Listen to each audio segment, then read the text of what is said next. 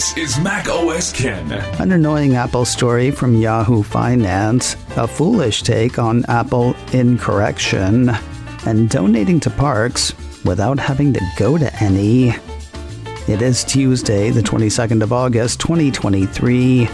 I'm Ken Ray, and this is news from Mac OS Ken, brought to you by yours truly and supported by people like you, patrons through Patreon.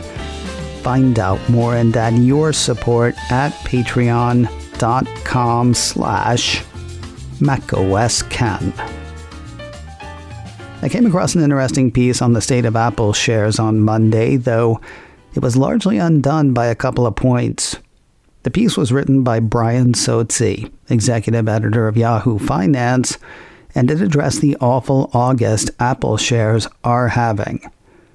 That's not the part that comes undone. Apple shares are having an awful August, down about 11% from their high on the 31st of July, when they hit 196.45. They closed Monday just under 176. Sozzi says a correction is often defined as a decline of at least 10% in the stock price or market from a peak that puts shares of the Cupertino company in correction territory. Now, one worry listed for Apple in the piece is concerned around the economy in China. Kind of hard to tell where that worry is coming from, though.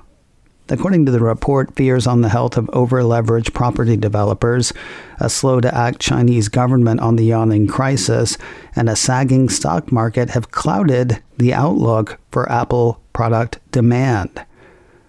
Yet the piece goes on to paint a fairly decent picture for Apple expectations in the Middle Kingdom. Quoting the report again, Greater China is seen hauling in $67.2 billion in sales for Apple in the fiscal year that ends on the 24th of September. That represents 18% of the company's total sales. Wall Street analysts currently expect sales in Greater China to increase nearly 16% in Apple's new fiscal year on the back of brisk demand for the iPhone 15. Now listen closely. Here's where the story starts to come apart. Referring to comments on Apple's most recent earnings call, Sozzi says CEO Tim Cook appeared to tamp down expectations on China by signing off on a cautious September quarter financial outlook when it reported results earlier this month. You may be bored hearing me say this, but apparently I have to again. On the call in question, Apple execs said they expect growth for iPhone and services in the current quarter, but that Mac and iPad were so strong for this quarter last year that their performance for this quarter this year will drag revenue into the negative. Now here, in case you're wondering, is where the piece comes apart the rest of the way. What could be a ho-hum iPhone 15 introduction in mid-September hasn't helped sentiment around Apple, says Sozzi. To back up that assertion, the piece cites a comment from Evercore analyst Amit Daryanani. We think the iPhone 15 will be more of an evolutionary product versus a revolutionary one. That is something Daryanani wrote in his most recent note to investors. We even talked about it here yesterday. Apple 3.0 ran part of a note he wrote on Friday. While he and his expect the consumer end of the line to be more of an evolutionary product versus a revolutionary one, they think changes to the iPhone 15 Pro will be enough to drive an upgrade cycle. Daryanani summed up his thoughts on the imminent Pro refresh, saying we think that the design changes, plus 3nm chipset, plus USB-C, will not only drive device refresh, but also drive a higher ASP mix via both higher pricing and incrementally convincing consumers to spend more and purchase the Pro models versus the base models. Daryanani has an outperform rating on Apple shares. His price target on the shares is $210. Now, what I don't get is Sozzi has to have seen the part of Daryanani's note that dealt with the iPhone 15 Pro. The part that says changes for that are going to be so significant, they are going to drive an upgrade cycle. I mean, maybe Daryanani's wrong, but it's something he said. So why leave it out? Perhaps because he's trying to make Apple's 11% drop make sense? I mean, assign blame to something besides general economic uncertainty? I really don't get it. I will say, to Sotsi's credit, he did get a quote from an Apple bull.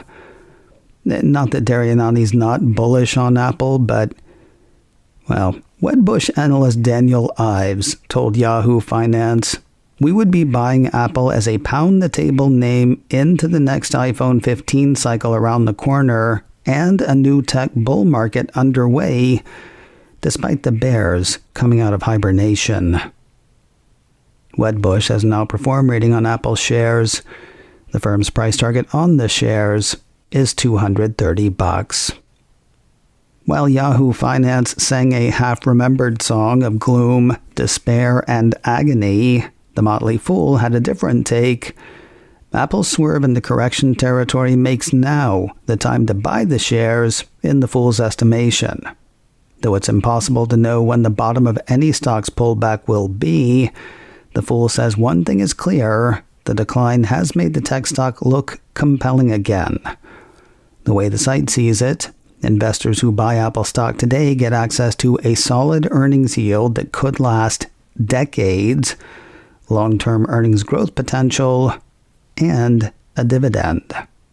The site goes on to say for investors willing to hold for the long haul and endure volatility, these facets of Apple stock combine to make shares a better alternative to T-bills than it might appear at first glance. The Apple Support app has gotten more supportive. After launching a big overhaul of the Apple Support app in May and expanding it to Vietnam, a piece from 9 to 5 Mac says the Cupertino company has updated the app again this week. According to the release notes for Apple Support version 5.1, the company has added helpful information about nearby locations, including store hours, accessibility details, and specialty services available. Of course, it also brings along performance enhancements and bug fixes. The app is free. It is available now in the App Store. The list of Tesla functions available via Apple Shortcuts has either grown since the weekend or we were working with an incomplete list.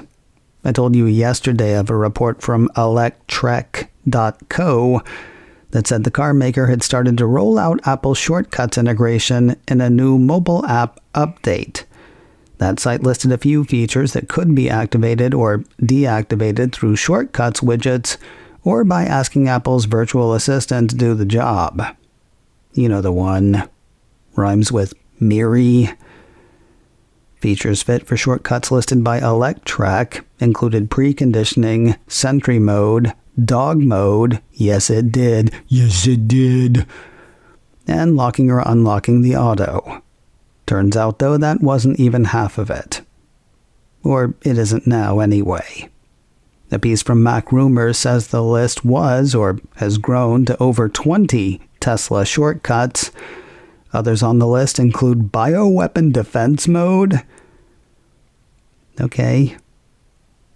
Bioweapon Defense Mode, Camp Mode, Defrost, Set Seat Heater, Set Cabin Temperature, Vent Windows, Media Volume, Emissions Test, Close Windows, Flashlights, Honk Horn, Open Frunk, Open or close the charge port, open or close the door for the Model X, open or close the rear trunk, set charge limit, and start or stop charging.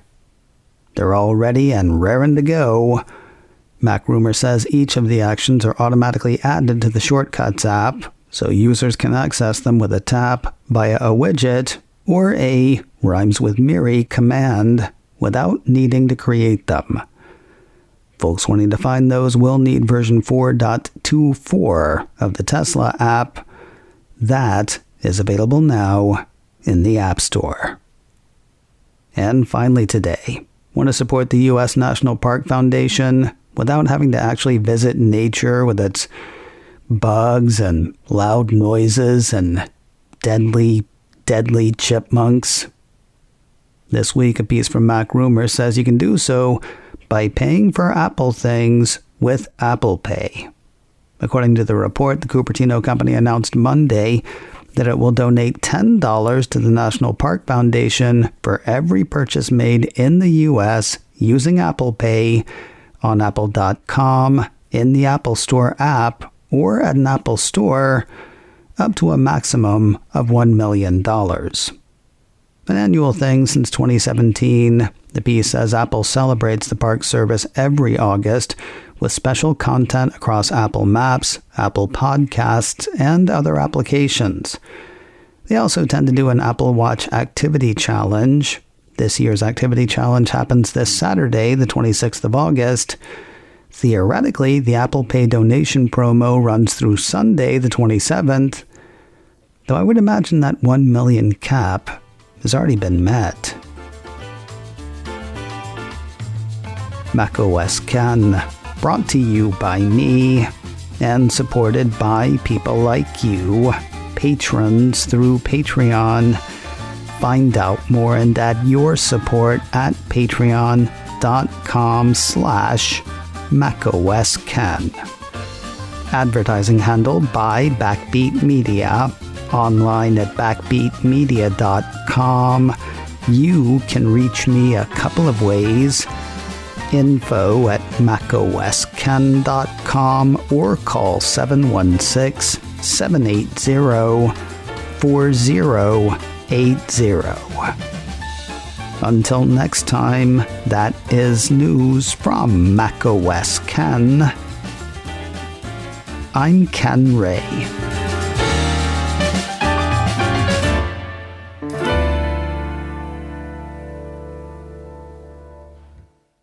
Ciao.